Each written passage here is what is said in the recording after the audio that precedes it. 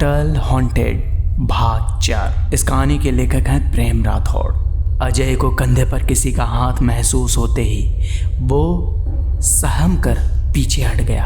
अजय को अंधेरे में किसी का साया दिखाई दिया, जिसे देखकर उसका गला सूख गया। कौन हो तुम? देखो चले जाओ, नहीं तो मैं बोलते हुए वो जमीन पर कुछ ढूंढने लगा, लेकिन तभी उसके कान में आवाज पड़ी, साहब मैं हूं। जिसे सुनकर उसने अपने सामने की तरफ देखा तो रघु खड़ा था, जिसे देखकर उसे कुछ राहत महसूस हुई। तू यहाँ क्या कर रहा है रघु?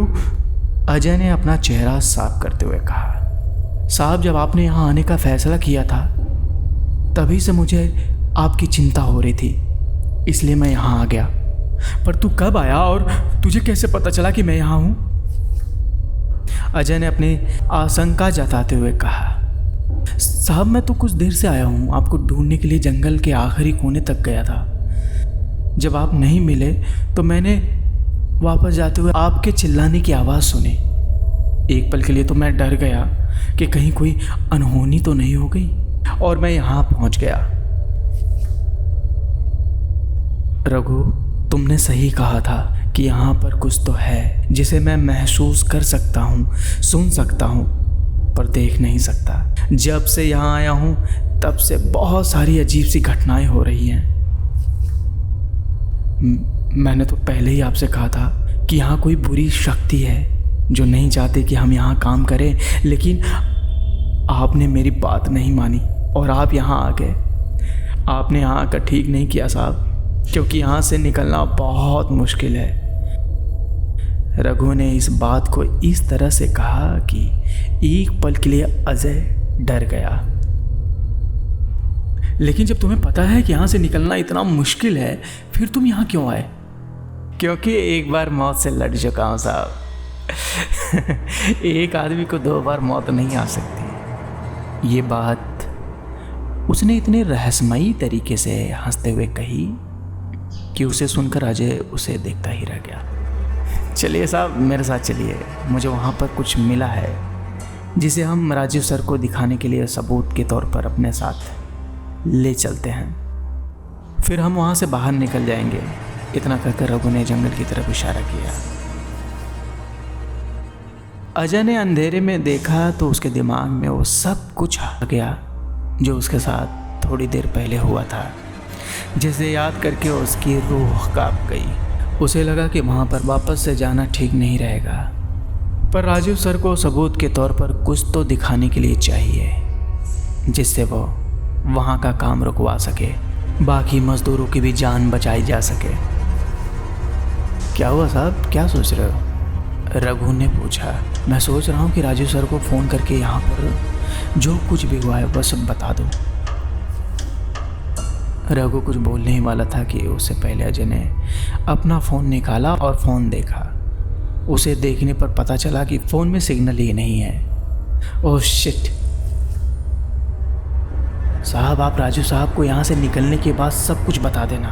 पहले आप सबूत तो ले चलिए और वहाँ शायद आपको सिग्नल भी मिल जाए।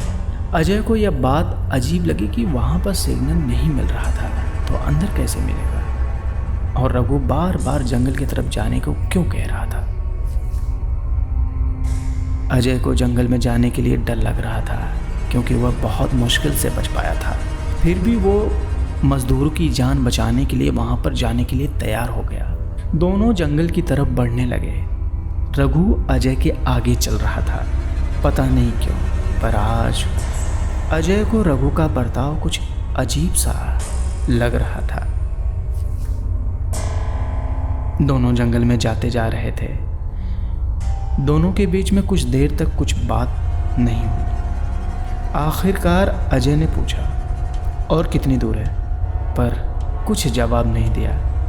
अजय कुछ बोलने वाला था कि तभी उसका फ़ोन बजा। वो चौके बिना नहीं रह सका क्योंकि इतने घने जंगल में सिग्नल कैसे मिल सकता है। मैंने कहा था ना साहब कि यहाँ पर सिग्नल मिल जाएगा।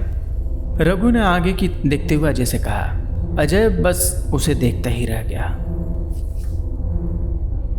रघु की पीठ अजय की तरफ थी। वह सोच रहा था कि यह रघु आज इतना अजीब बर्ताव क्यों कर रहा है कि तभी रघु बोला, आप फ़ोन उठा लीजिए साहब, पता नहीं वापस से सिग्नल मिले या नहीं। अजय ने रघु की तरफ देखते हुए अपनी जेब से फ़ोन निकाला। उसने फ़ोन की स्क्रीन पर देखा तो राजू का नाम फ्लैश कर रहा था। उसने जल्दी से फ़ोन उठाया। Hello hello hello Raju sir, यहाँ बहुत बड़ी गड़बड़ हो गई है। मज़दूरों की बात सही है, यहाँ कोई है जो अजय इतना बोल ही पाया था कि तभी यहाँ कोई और नहीं, सिर्फ मैं हूँ, मैं। सामने से खौफ भरी आवाज आई, जिसे सुनकर अजय का कलेजा मुंह तक आ गया। उस आवाज को सुनकर ऐसा लग रहा था कि जैसे वो आवाज उसके बहुत करीब से आ रही थी। सिग्नल नहीं मिल रहा था ना?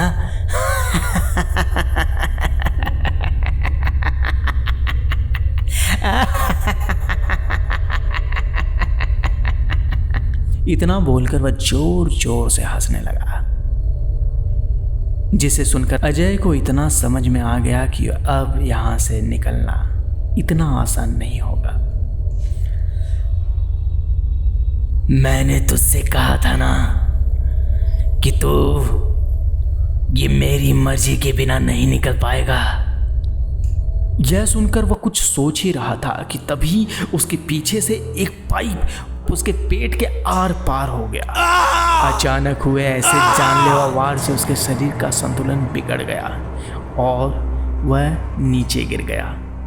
वो दर्द के मारे जोर जोर से चीख रहा था। उसका फोन उसके हाथ से छूटकर नीचे गिर गया नीचे, और वह जहां गिरा था उसके कान के पास गिरा।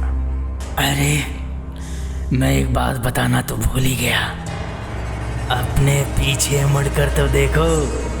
यह सुनकर अजय पीछे मुड़ा तो देखकर दंग रह गया। वो डर के मारे जमीन से घसीटते हुए पीछे हटने लगा।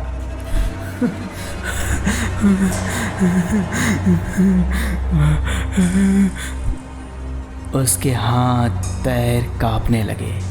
पीछे रघु एक पाइप लेकर खड़ा था। तभी आसमान में काले बादलों के कारण एक जोरदार बिजली चमकी और रघु का चेहरा उस रोशनी में नजर आया। रघु की आंखें एकदम सफ़ेद थी और उसमें लाल नसें उभरी हुई थी, जैसे आंखों से खून उतर आया हो। वह बहुत गुस्से में था। उसके कपड़े खून से लथपथ थे। उसके शरीर पर जगह जगह घाव थे। उसके मुंह का बहुत बुरा हाल था। उसके नाखून बड़े हुए थे और वो काले पड़ गए थे।